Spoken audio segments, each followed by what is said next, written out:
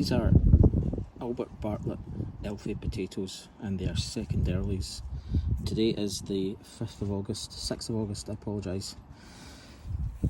I've harvested these today. They should have been out in July really, because these are second earlies, but what I do every year is I take a risk with these. Now this size here, this is the perfect Albert Bartlett Elfie potato. You see the flattened in sort of shape. They're really nice.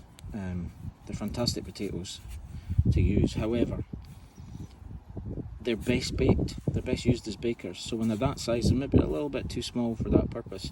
So what I do is I take a risk with these, and I'll leave them in a little bit longer to get this size. Now, there are consequences of taking this risk, and this is the good consequence, is that you get these beautiful big sort of baker potatoes. Another one, others that are sort of borderline size. Over here, I'll show you. I mean, these are perfect. All of these ones, these bacon potatoes. The downside to doing things like this is that you run the risk of slug damage.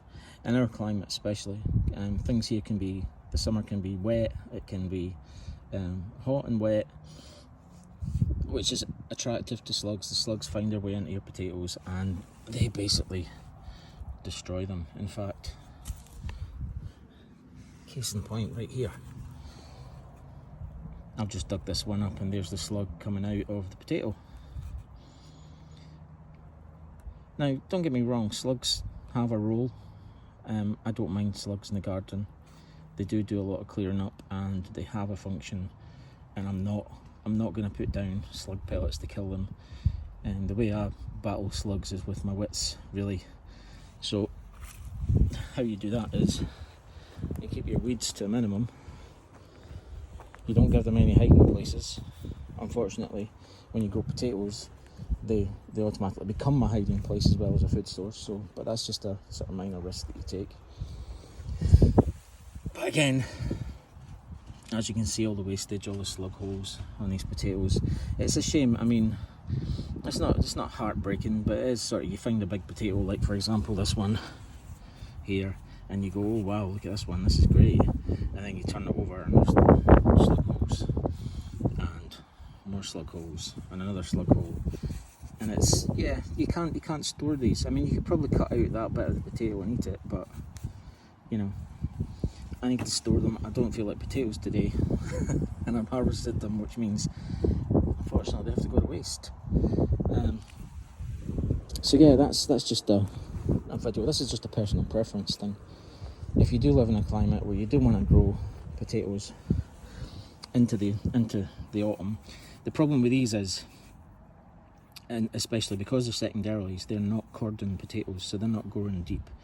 I mean, for example, a main crop potato is cordon, which means it will grow in many levels. So you bury it deep, and it sort of, as it grows up, more and more levels of potatoes form.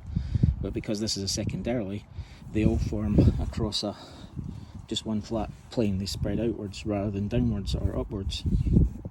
So they're close to the surface, which means you are running the risk with the slugs.